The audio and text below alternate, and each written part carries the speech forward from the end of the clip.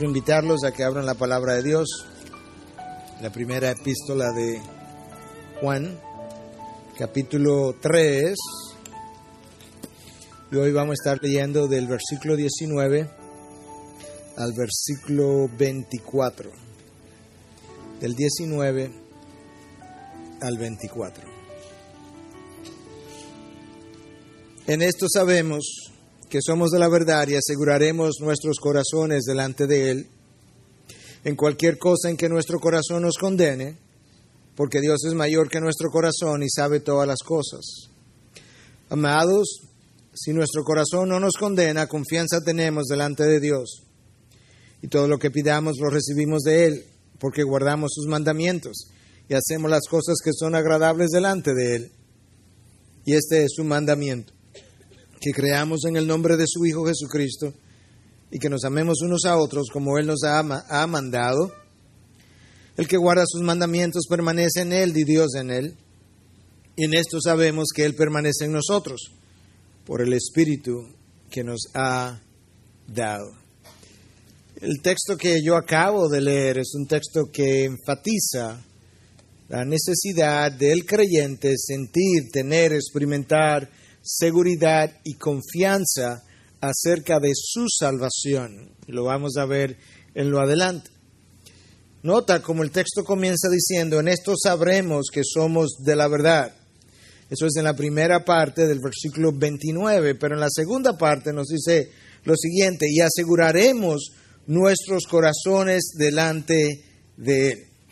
Juan habla de que nosotros podemos saber que somos, que estamos en la verdad, y que hay una manera también de nosotros tener nuestros corazones asegurados delante de Él. Y entonces él agrega en el próximo versículo: si nuestro corazón no nos condena, confianza tenemos delante de Dios. Esa es la idea central, la confianza que nosotros debemos tener como hijos de Dios. Y entonces esa confianza está brindada por lo que Dios es, por nuestra relación con Él, pero a la vez porque nuestra vida de fe verdadera, real, genuina, debe tener evidencias tangibles, visibles, que nosotros pudiéramos examinar y otros también, y eso entonces darnos confianza de acercarnos al trono de gracia. Esa es la palabra clave con la que yo quisiera trabajar: confianza, y ver entonces la relación de esa confianza que yo debo tener con mi vida de fe, cómo la vivo, cómo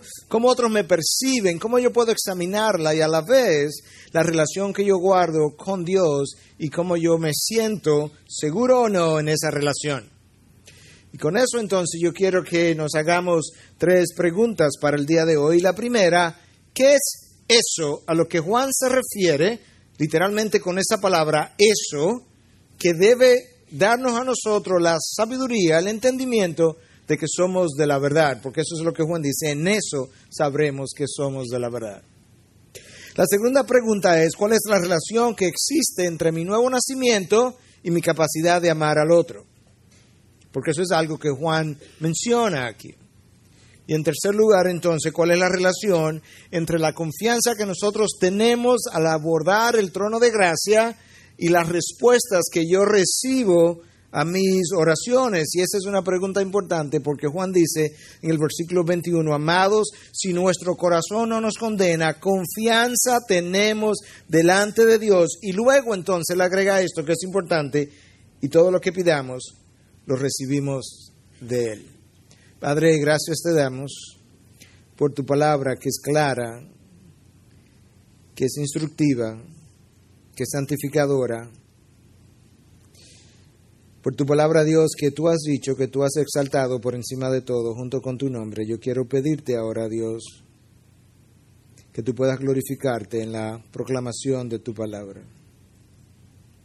Si hay algo en lo que tú puedes ser glorificado, Dios, es exactamente en la proclamación de aquello que tú dices que tú has exaltado, que tú has levantado por encima de todo. Oh Dios, sé con tu siervo ahora. Mira su incapacidad para glorificarte de la manera que tú mereces. Mira su insuficiencia, Dios, para proclamar verdades infalibles a través de una carne tan falible como la suya. Pero yo quiero pedirte que tú lo tomes, Dios, en sus manos, en tus manos, y tú lo guardes. Y que teniéndolo tú en la mano, Dios, que Él te sirva de micrófono, que tú seas la voz. Que tú lo esconda para que Él no pueda ser visto.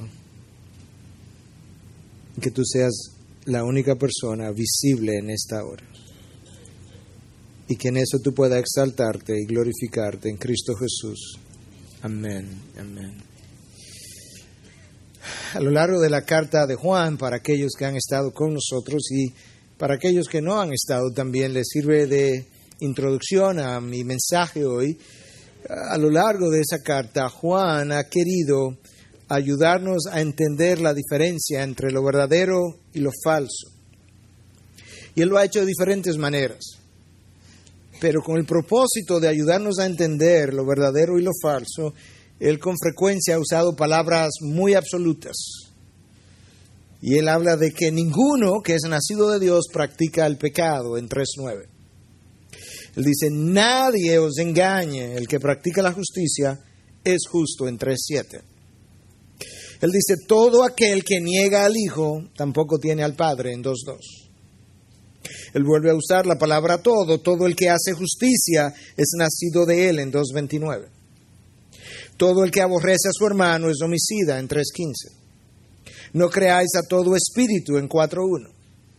Todo aquel que cree que Jesús es el Cristo es nacido de Dios en 5:1. 19 veces Juan usa la palabra todo. Así es Juan en esta carta, blanco o negro. Pero al mismo tiempo, Juan no solamente quiere ayudarnos a diferenciar lo falso de lo verdadero, Juan quiere a la vez afirmar, solidificar la fe de aquellos que ciertamente han creído. Y entonces para tales fines él usa otras palabras y una de las favoritas es la palabra sabemos. Y aquí tú tienes, por ejemplo, a Juan diciendo en 2:5, en esto sabemos que estamos en Él, certidumbre. En esto sabemos que hemos pasado de la muerte a la vida en 3:14. Y en esto sabemos que Él permanece en nosotros en 3:24. Y así sucesivamente. 12 veces Juan usa la palabra sabemos, certidumbre. Tenemos la seguridad, tenemos la confianza. Y ahora, en el texto de hoy, Él usa la misma palabra, pero en otro tiempo verbal, sabremos que somos de la luz. Pero Él dice, en esto sabremos que somos de la luz. Yo tengo que preguntarme, ¿qué es esto? Juan asume, el autor asume que si él viene hablando e identificó algo, cuando él va a referirse a ese algo que él identificó, él no tendría que volver a repetirlo, sino que un pronombre neutral podría hacerlo. Y él dice esto. En otras palabras, el lector debe saber de qué yo estoy hablando. Supóngase que yo estoy conversando con usted y te digo que yo acabo de firmar un contrato con el banco y que el contrato me da seguridad y yo diga, y en esto está mi tranquilidad. Usted sabe que el esto significa contrato, algo que precedió a la palabra esto. De manera que si el texto de hoy comienza diciendo, en esto sabremos que somos de la luz, yo tengo que devolverme y ver qué fue lo que Juan dijo antes, a lo cual él se está refiriendo con ese pronombre, porque eso que él haya dicho antes es lo que a mí me va a permitir saber que yo estoy en la luz, y eso es precisamente, o en la verdad, que es la frase que Juan usa. Y nosotros sabemos lo que él dijo antes, porque ese fue el tema de gran parte o todo el mensaje del domingo anterior. Sin embargo, para aquellos que no estuvieron aquí y aún para los que estuvieron, en cuyo caso yo quisiera refrescar la memoria de qué es eso a lo cual Juan se está refiriendo, que debe darme a mí certidumbre de que yo soy de la verdad. Y yo me voy a devolver 2-3 versículos al versículo 16. Voy a leer esto. En esto conocemos el amor, en que Él puso su vida por nosotros. También nosotros debemos poner nuestras vidas por los hermanos.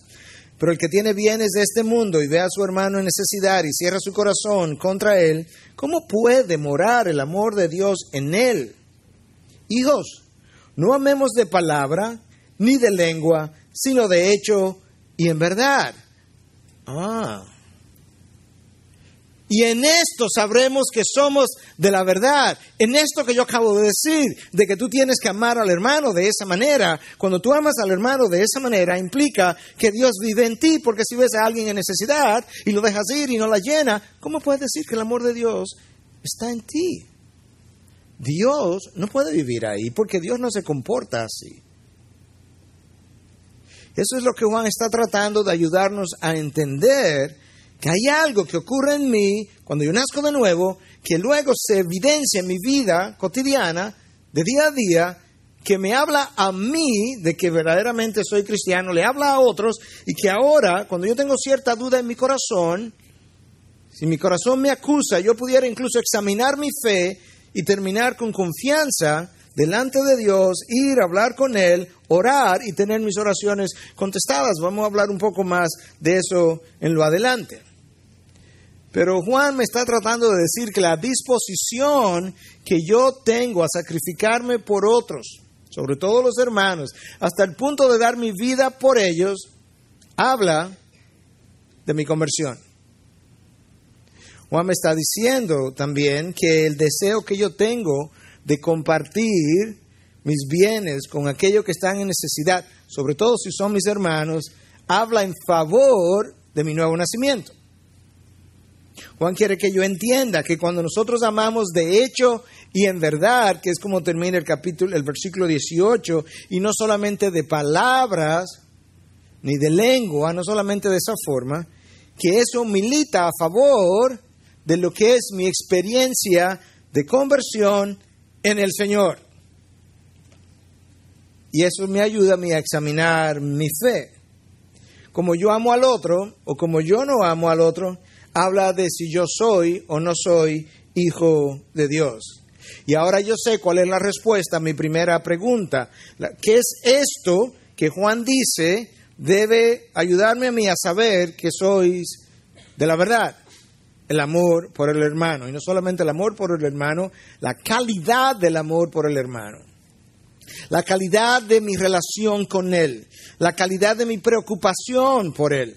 La calidad de lo que yo considero valioso en la vida de los hermanos que son hijos de Dios y que son mis hermanos en el Espíritu de Dios ahora. Eso examinado, esa evidencia presente, junto con otras de las cuales hemos hablado a lo largo de esta carta que volveremos a mencionar hoy, debe darme confianza para yo aproximarme al trono de gracia. Segunda pregunta, que es importante y está íntimamente relacionada a la primera que yo acabo de contestar. ¿Cuál es la relación que existe entre mi nuevo nacimiento y mi capacidad de amar? Hay una relación que existe, yo quiero entenderla mejor, yo quiero saber exactamente cómo que esas dos cosas están interconectadas entre mi nuevo nacimiento y la capacidad que yo tengo de amar al hermano. ¿Cómo es que una cosa resulta en la otra? Bueno, yo creo que yo necesito entender algunas cosas. Mi conversión es lo que hace posible que yo comience a amarme menos. Nosotros venimos amándonos a nosotros mismos, pero yo no puedo amar al otro mientras persisto en amarme tanto a mí mismo. Yo tengo que dejar de amarme a mí mismo para poder comenzar a amar al otro, y eso lo comienza a hacer posible mi conversión. Ese amor verdadero te da la oportunidad ahora, en tu relación con el otro, de negarte a ti mismo. Y la manera como eso mejor se evidencia no es cuando vamos a una fila de comida y le decimos, no, pasa tú adelante. Eso pudiera ser, pero frecuentemente eso es más gentileza, educación, luce bien, no lo hagas de otra manera. Pero tú comienzas a negarte a ti mismo cuando, por ejemplo, en un argumento, tú decides callar antes que perder la conexión con la persona amada al tratar de ganar el argumento. Eso es una evidencia que me estoy negando a mí mismo. Tú decides negarte a ti mismo cuando yo digo, ¿sabes qué? Ya yo no he venido, o ya no vengo para ser servido, sino para servir. El día que yo nazco de nuevo, yo comienzo a perder el control, porque Dios comienza a sentarse en mi trono y a tomar el control. ¿Y por qué yo menciono eso? Porque yo no puedo amar al otro insistiendo en controlar al otro. Eso no se da, eso es una segunda condición que tiene que producirse en mí. Yo tengo que perder el control, porque control, nuestro deseo de control, tiene que ver con que el otro me complazca a mí, en mis deseos, preferencias y demandas. Pero ¿qué resulta? Y es que las máquinas y los aparatos electrónicos son hechos para ser controlados. Dios hizo los seres humanos para ser amados en una relación, para que ellos puedan ser ellos.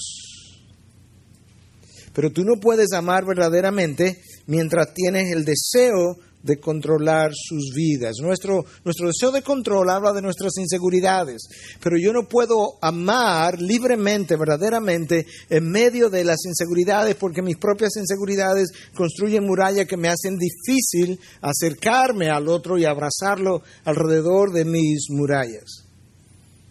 Pero el día que tú naces de nuevo, que Cristo se sienta en el trono y toma control de tu vida, tú comienzas a perder el control, pero al mismo tiempo tú comienzas a encontrar seguridad en Dios, tú comienzas a perder tus inseguridades y ahora yo puedo amar de una mejor manera. Tú estás entendiendo ahora de una mejor forma, una forma más clara, la relación entre mi nuevo nacimiento y la capacidad de amar al otro.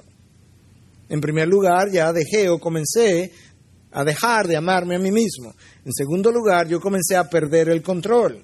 En tercer lugar, por primera vez, yo comencé a dar los primeros pasos en el camino de la humildad. Juan y Jacobo pidieron al Señor sentarse a la mano derecha y a la mano izquierda, independientemente del sentir de los demás. Porque ese es como el orgullo es. El orgullo ignora a las personas. La humildad las recuerda, las tiene en cuenta. Toma en cuenta su sentir, su pensar, qué pasará con ellas si hago esto. Es la humildad que está dispuesta a ceder su posición, su derecho, su lugar, siempre y cuando incluso entienda que cediendo el derecho va a beneficiar, o el lugar o la posición va a beneficiar al otro. Cuando Cristo oyó que el pueblo, los fariseos, los escribas, las multitudes estaban diciendo que él y sus discípulos bautizaban más que Juan, aunque Cristo no bautizaba, dice el texto, sino sus discípulos, Cristo fue donde Juan le dice: Juan, dado que yo soy el Mesías y tú viniste a introducirme, tú debes dejar el lugar para evitar división. No. El texto dice que Cristo inmediatamente abandonó el lugar. Es la humildad que te permite ceder tu posición, ceder tu lugar, ceder tu derecho. No lo necesita, pero lo hace porque ama al otro. Y por tanto no puedes amar al otro si Dios no ha formado en ti la humildad, pero eso no comienza a formarse antes de mi nuevo nacimiento. Y ahí tú sigues viendo la relación entre el nuevo nacimiento y mi capacidad de amar. En la cruz Cristo decidió perder, la humildad es así. Cristo pudo haber tronado desde la cruz y hubiese podido eliminar a todo el mundo, todos sus enemigos, con un solo soplo de su aliento, pero eso hubiese implicado muchas muertes. Y la humildad no se comporta de esa manera, ni el amor tampoco. La humildad decide perder en beneficio de aquellos a quien ama. Paul Miller, lo vuelvo a citar otra vez en su libro Love Walked Among Us, cuando el amor que caminó entre nosotros, él dice lo siguiente, que Y cuando alguien decide tomar el último lugar, con eso está experimentando humildad, expresando humildad. Él continúa, en esos casos no nos explicamos, no nos defendemos, porque eso implicaría herir a alguien. El amor no hace eso. Perdonamos antes que hacer una montaña de algo. Damos a alguien de una manera que nadie se enterará. La humildad es una cualidad del alma, algo que hacemos desde adentro. La humillación es una situación donde aprendemos humildad. La humildad es una cualidad del alma, algo que tú haces desde adentro. La humillación es una situación donde tú aprendes a ser humilde. Y lo opuesto de eso es el orgullo. Y el orgullo es legalista, el orgullo se considera justo a sus propios ojos. Pero ni la autojusticia ni el legalismo son compatibles con la humildad o con el amor. Porque ni el orgullo, ni la autojusticia, ni el legalismo tienen espacio para la compasión. Y resulta que es la compasión o es el amor, la motivación de la compasión. Y eso comienza, la formación de esa humildad comienza el día que yo nazco de nuevo. En un argumento, por ejemplo, la humildad se expresa de esta manera. Tú decides, en vez de dejarte controlar por las últimas palabras que el otro dijo, tú decides dejarte controlar por el Señor.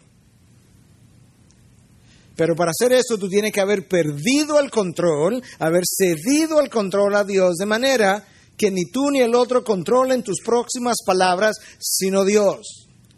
Y yo no puedo hacer eso antes que Dios se siente en su trono y tome mi control. Y ahora tú sigues entendiendo mejor la relación que existe entre el nuevo nacimiento y lo que es mi capacidad de amar al otro.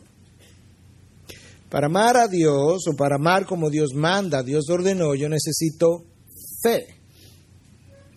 La razón por la que muchas veces yo no termino de dar mi diezmo, o la razón por la que muchas veces yo no comparto con alguien una ofrenda, es porque yo no estoy seguro que si yo doy estos 500 pesos, o 1,000 pesos, o 5,000 pesos, dependiendo del caso y de la persona, yo no estoy seguro si yo lo doy hoy, si yo lo voy a tener el mes que viene. De manera que yo tengo una duda si el Dios que me dio los 5,000 pesos en el primer lugar sería capaz de volvérmelo a dar cuando yo lo comparta con uno de los suyos. Y esa falta de fe no me permite amar. La falta de confianza en Dios, que si Él me proveyó una vez, Él me proveerá la próxima vez, eso es lo que no me permite dar. Y entonces mi falta de fe me lleva a acumular, a guardar, y en ese acumular y guardar, estoy expresando mi falta de fe, pero tampoco puedo amar al otro. ¿Te das cuenta cómo la relación y mi fe, para que sigamos viendo la relación, y mi fe comienza el día que yo nazco de nuevo? De manera que yo necesito ciertamente nacer de nuevo para tener fe, y necesito fe para poder amar más abiertamente. Cuando nosotros hacemos eso, entonces, ahora mis palabras no son meras palabras, yo le pongo acción a mis palabras y yo amo como Cristo ama. Déjame leerte esta historia que la compartí con los jóvenes del retiro de la iglesia IPCJ hace varias semanas. Quisiera leerla tal cual porque no quiero que pierdas ningún detalle. Ella tenía 18 años y ella tenía 18 años y él tenía 19 años cuando se conocieron. Se enamoraron y 1 año más tarde estaban casados. 6 años después y 3 hijos más tarde, ella decidió un día, cuando estaba parada frente al fregadero de la cocina con una pila de platos sucia y otra pila de pañales sucios en el suelo, que ella no podía soportar eso más. Ella se quitó el delantal, y se fue. De vez en cuando ella llamaba para ver cómo estaban los niños. En esas ocasiones él le hablaba de cuánto le quería y le pedía que regresara, pero ella rehusaba. Después de unos días, él contrató a un detective para encontrar a su esposa. El reporte decía que ella estaba viviendo en un hotel de segunda clase en Des Moines, Iowa. Él empacó, le pidió a unos vecinos que cuidaran de los niños y tomó un autobús para Des Moines. Él encontró el hotel y encontró la habitación.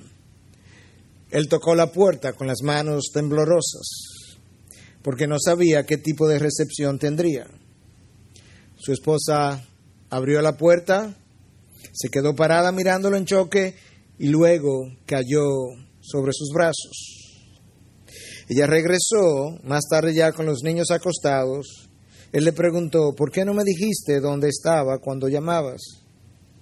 Tú sabes que te amo. ¿Por qué no regresabas a casa? Ella respondió, antes tu amor fueron solo palabras, ahora yo sé cuánto me amas porque viniste. ¿Qué te dice eso del amor de Dios? Dios no solamente nos dijo en palabras, su amor ha sido más que palabras, ha sido más que promesas, ha sido más que bendiciones. Dios no solamente ha hablado, Dios ha actuado, Dios no solamente ha prometido, Dios ha cumplido, Dios no solamente vino y vivió entre nosotros, Dios vino y murió por nosotros. Y nos dejó un ejemplo. Él vino y le puso pies y mano a su amor. Y nos dijo a nosotros, ahora vosotros hagáis exactamente lo mismo.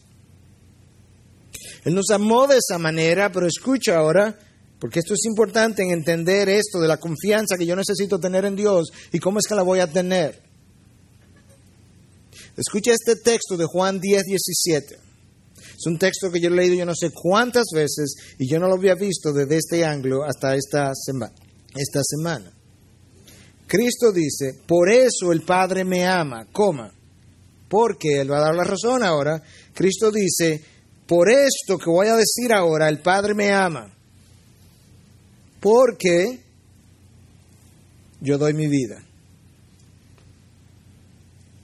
Para tomarla de nuevo, eventualmente. Pero el Padre me ha amado de una manera especial. Dios Padre, cuando me vio encarnarme y vio la manera como yo di mi vida por los hermanos, sus hijos futuros, Dios hizo que su amor se manifestara sobre mí de una manera especial. Y Él lo dice, por eso mi Padre me ama, porque yo doy mi vida. Wow. Eso implica que si yo hago algo parecido de dar mi vida por los hermanos, lo más probable que Dios Padre quiera en la misma manera ayudarme a sentir el amor especial de Cristo para con su Hijo, ayudármelo a sentir de la misma forma, porque al fin de cuentas yo también soy su Hijo y simplemente estoy tratando de imitarlo. Bueno, Juan me dice algo como eso en esta carta, que ya lo vimos en el mensaje anterior, pero yo quiero revisarlo una vez más para que veamos la conexión, porque tenemos esto que Cristo dice en el Evangelio de Juan, de que por esto mi Padre me ama, porque yo doy mi vida, y ahora tenemos esto otro que Juan me dice en su carta para mí. Primera de Juan 3:16. En esto conocemos el amor, en que Él puso su vida por nosotros. Escucha ahora. También nosotros debemos poner nuestras vidas por los hermanos. Wow. Cristo puso su vida por los demás y en eso nosotros debemos hacer exactamente lo mismo, en dar nuestra vida por los hermanos. Cristo dice, en eso mi Padre me ama porque yo di mi vida. Por eso mi Padre te amará, te dejará sentir su amor especial manifiesto sobre tu vida, porque tú también has decidido dar la tuya por los suyos. Ese amor así sentido, esa evidencia así vista, va a darme confianza de tal forma que yo pueda sentirme afirmado, asegurado en su amor, en mi salvación, en mi relación y en mi vida de oración. Y por tanto, Dios me va a contestar. Porque tenemos una relación de confianza, no una relación de lejanía. Escucha lo que Juan nos dice. En esto conocemos el amor, que Él puso su vida por nosotros. También nosotros debemos poner nuestras vidas por los hermanos. Esa evidencia Juan quiere que esté en tu vida y en la mía. Ya vimos la relación entonces entre mi nuevo nacimiento y mi capacidad de amar. Yo quiero que veamos la tercera pregunta ahora en el resto del tiempo que nos queda, y es la relación que existe entre la confianza que yo tengo en mi relación con Dios al acercarme al trono y las respuestas que yo recibo a mi vida en mi vida de oración. Porque Juan de una forma muy clara dice lo siguiente en el versículo 21 y 22, amados, si nuestro corazón no nos condena, confianza tenemos delante de Dios. Y todo lo que pidamos lo recibimos de Él, porque guardamos sus mandamientos y hacemos las cosas que son agradables delante de Él. ¡Wow! Esta es la confianza que tenemos de delante de Dios. Esa confianza resulta, dice Juan, en que todo lo que pidamos lo recibimos. Porque, dice él, guardamos sus mandamientos. Y además, hacemos todo lo que a él le agrada, que hay una relación inmensa entre confianza, poder en la oración, obediencia y una vida que agrada a Dios. Y eso es todo lo que él está tratando de entrelazar en estos dos versículos de una manera que nos ayude a nosotros a sentirnos afirmados, seguros y confiados en nuestro Dios. Y eso es importante porque si hay algo que yo sé por el tiempo que tenemos en la fe cristiana y hablando con personas, es precisamente que muchos de los hijos de Dios carecen de confianza a la hora de orar, a la hora de vivir, a la hora de relacionarse. Por eso creemos que si le pedimos a Dios por un novio, nos dará el más feo de todos. Si le pedimos a Dios que queremos ser misioneros, pensamos que nos va a enviar al peor país del África. Si le pedimos a Dios un carro, pensamos que quizá me quiera dar una bicicleta. Y literalmente yo he escuchado hijos de Dios, no, yo no me atrevo a pedirle por eso. ¿Por qué? Porque sabrá Dios lo que quiera darme.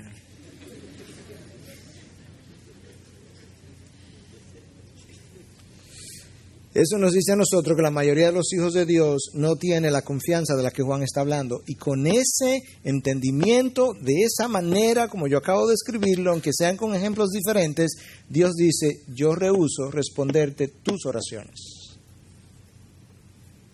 Porque tú has deformado mi imagen, no solo en tu mente, sino cuando hablas con otros.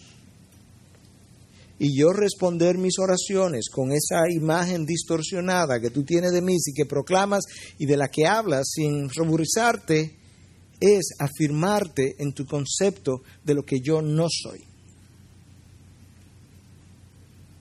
Y es esa imagen distorsionada la que no me puede dar confianza. Pero Juan dice que hay una manera como tu vida de oración cobra fuerza, poder, respuestas, y que está íntimamente relacionada a la confianza con la que tú te aproximas al trono de la gracia, que obviamente es una confianza que ha resultado de un entendimiento de quién tu Padre es, quién el Hijo es, la relación de obediencia que guarda y el deseo de querer agradarle. Santiago en el Nuevo Testamento lo dice todavía más claro, mucho más claro.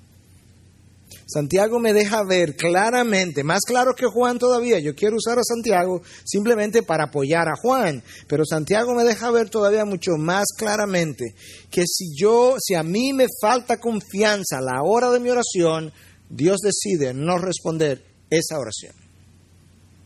Oye como Santiago lo dice. Santiago 1, versículos 6 hasta el 8. Pero que pida con fe, sin dudar. ¿Por qué Santiago es malo? Porque el que duda es semejante a la ola del mar, impulsada por el viento y echada de una parte a otra. Escucha, no piense pues ese hombre que recibirá cosa alguna del Señor. Bastante absoluto eso, cosa alguna. Siendo hombre de doble ánimo, inestable en todos sus caminos. Wow. Santiago dice, hay una manera como te aproximas al trono de Dios, que es con duda, con inseguridad, sin confianza, que te hace lucir como una ola, y que te convierte en un hombre de doble ánimo como la ola. Eso te hace inestable en todos tus caminos. Y dada la inestabilidad de tu vida, más la falta de confianza que has expresado en Dios, eso deshonra a Dios, Dios rehúsa responder tus oraciones. Wow. Eso es lo que Juan dice, que yo necesito confianza, y entonces dice que todas mis oraciones serán respondidas. Ahora, confianza no es ligereza. Él es mi padre, total. No, no es ligereza. Es una confianza que está basada en un entendimiento real, bíblico, genuino, verdadero, de lo que es mi Padre amoroso, que me ha salvado, yo en su condición de hijo, que quiere obedecerle y que quiere agradarle. Juan dice en ese contexto, tus oraciones serán todas respondidas.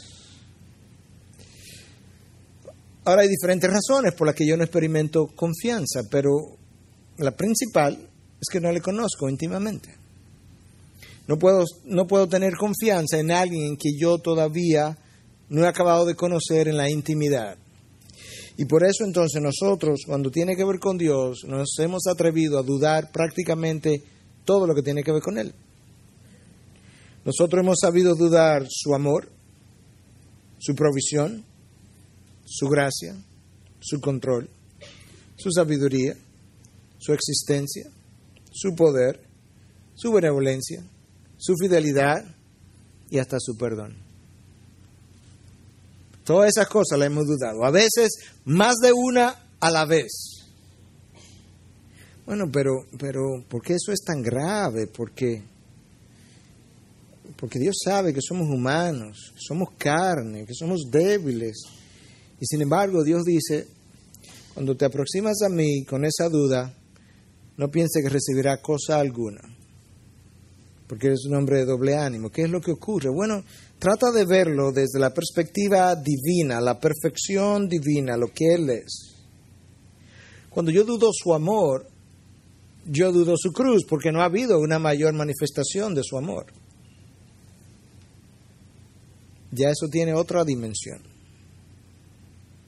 Cuando yo dudo su provisión, tú realmente no crees que lo que tú tienes hoy fue Él que te lo dio.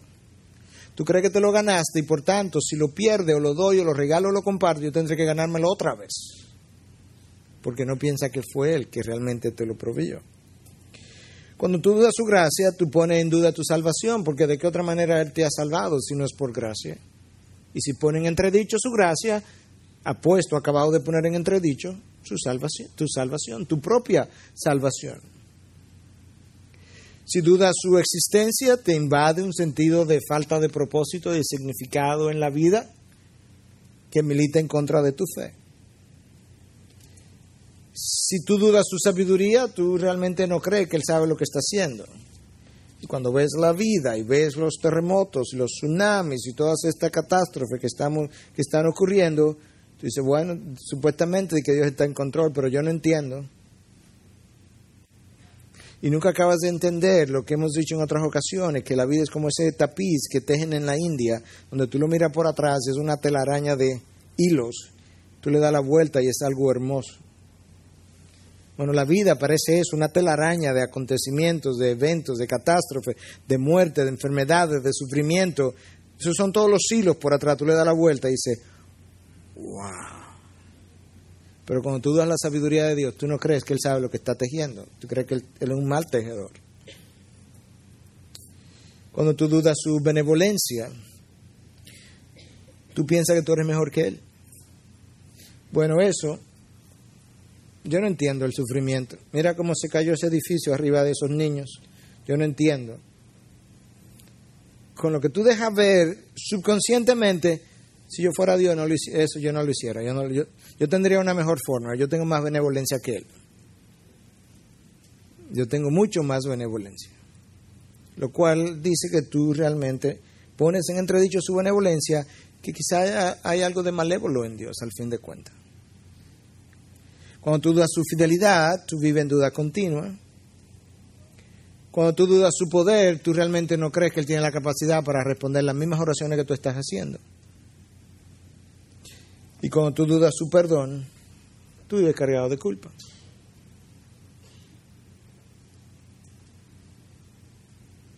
Y Dios dice, si vienes así a mi trono, ¿cómo quieres que yo te responda a las oraciones?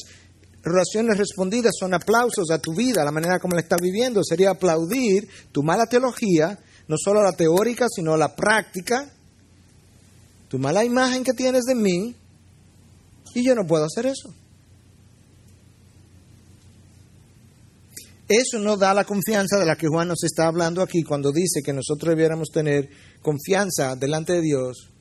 Dice incluso, si estas cosas están evidentes en tu vida, si tu corazón, que es caído, que es más engañoso que cualquier otra cosa, que nadie lo puede curar, Jeremías 17:9, si tu corazón te acusa en ocasiones, pero tú tienes estas evidencias en su lugar, él dice, Dios es mayor todavía para darte confianza.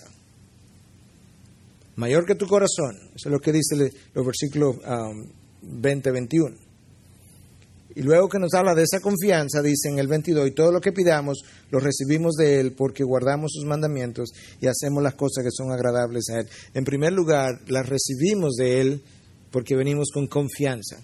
El autor de Hebreos, acercaos con confianza al trono de la gracia. No tenemos que venir ya con miedo al templo donde el velo estaba cerrado y el sumo sacerdote una vez al año con miedo, con temblor, entraba, porque si entraba con pecado en su corazón podía morir y había una soga que lo ataba con campanas que mientras estuvieran adentro y sonando las campanas sabíamos que estaba vivo y la soga por si él moría que nadie entrara y lo alaran.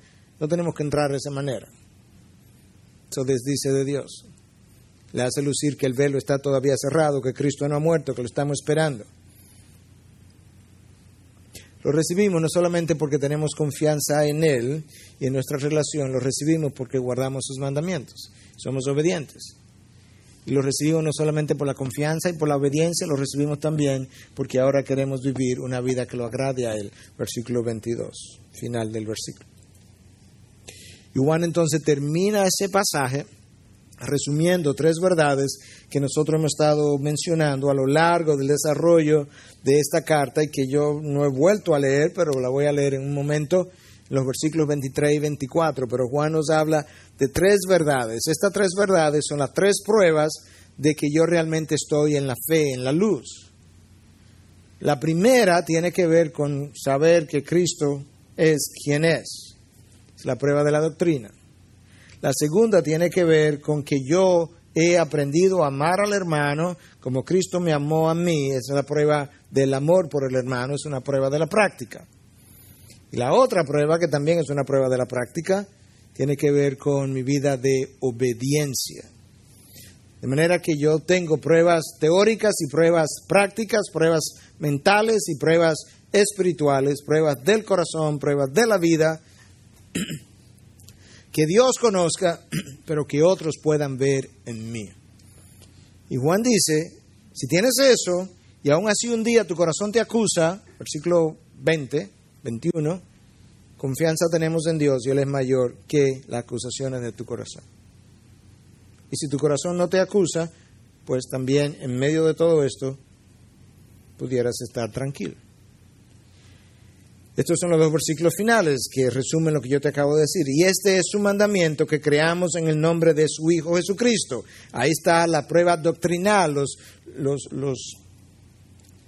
gnósticos de la época no creían en Cristo. Como la palabra de Dios lo revela, eso no estaban en la verdad. Él sigue. Y que nos amemos unos a otros como Él nos ha amado o nos ha mandado. Eso lo vimos en el mensaje pasado, lo estamos viendo en este otra vez y todavía no queda por verlo otra vez más en el capítulo 4. El que guarda sus mandamientos, la prueba de la obediencia. Escucha qué es lo que le ocurre al que guarda sus mandamientos. Permanece en Él y Dios en Él. Tiene certidumbre, tiene confianza, está afirmado en su fe. Y al final, y en esto sabemos, en esto que yo acabo de estas 3 cosas, obediencia, amor por el hermano y la creencia en el Hijo, en esto sabemos que Él permanece en nosotros por el Espíritu que nos ha dado. ¿Te das cuenta cómo es que esto funciona en darme confianza? Ahora escúchame. Para yo tener confianza en una relación, ya sea con el hermano o con Dios, yo necesito sentirme amado. Si yo no me siento amado, yo no me siento seguro. Y si yo no me siento seguro, yo no puedo amar correctamente. Esa es la razón por la que Dios me dice en Romanos 8 al final que ni la muerte, ni la vida, ni lo alto, ni lo bajo me está dando seguridad. Ni los ángeles, ni potestades, ni lo presente, ni lo porvenir, ni ninguna otra cosa creada me podrá separar. Ahí me dio la seguridad. Pero escucha, ¿dónde Él ancla la seguridad? Me podrá separar del amor de Dios en Cristo Jesús. Mi seguridad eterna, la seguridad de mi salvación está anclada en dos realidades. Una en Dios y la otra es una expresión, una manifestación de lo que Dios es, en el amor de Dios. Nada de eso me podrá separar del amor de Dios en Cristo Jesús.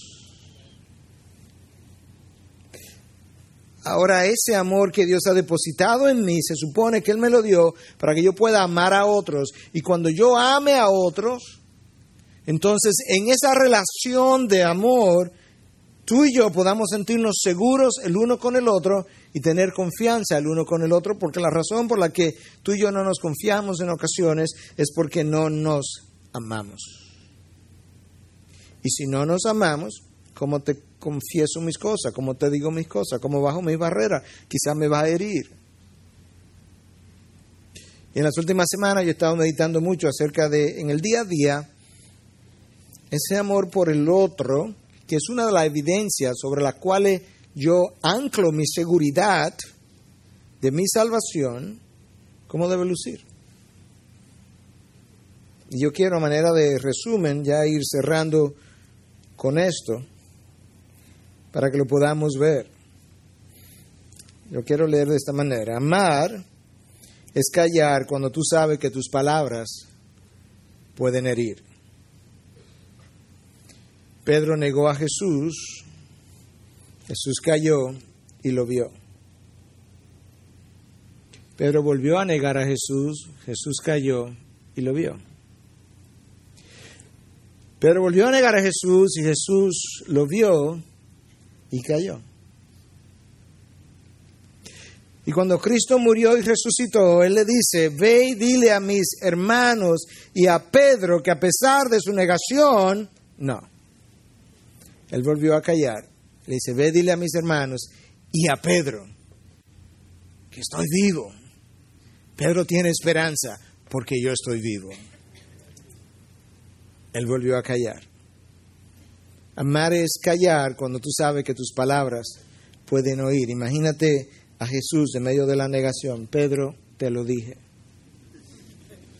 Pedro, ¿qué te dije? Pedro, ¿ahora estás convencido? No. Amar es perder. Cuando tú sabes que perdiendo puedes favorecer al otro. Cristo lo hizo en la cruz. Y Él perdió. Porque Él sabe que hubiese sido muy devastador haber ganado en ese momento. Amar es tolerar la impaciencia del otro. Jesús lo hizo con los hijos del trueno que querían hacer llover fuego sobre la villa de Samaria. Amar es entender la inmadurez del otro. Marcos abandonó a Pablo en el primer viaje y ni Pablo quería, el gran Pablo, ni Pablo quería darle un segundo chance. Cristo le dio un segundo chance para que Marcos escribiera una de las 4 biografías de su vida. Para que sepas, Marcos, que yo soy el Dios del segundo chance. Amar es perdonar, como Cristo hizo con la mujer tomada en adulterio. Vete y no peques más. Amar es desaprobar sin condenar.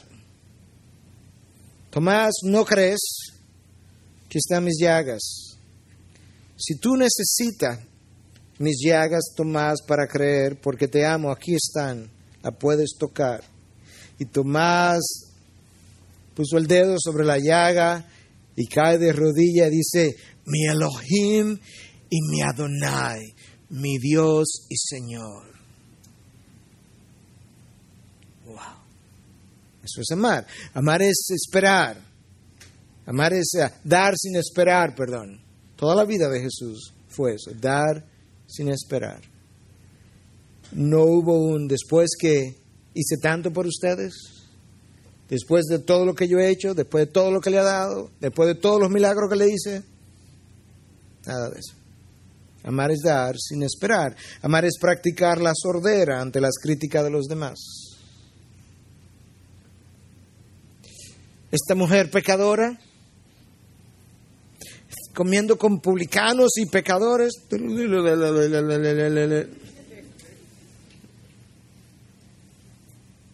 Porque el amar decide hacer ser sordo cuando quiere tocar el pecado del otro. Amar es sanar las heridas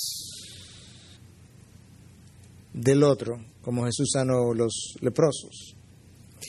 Y amar es esperar por el otro como Él esperó por ti y por mí. Eso es amar.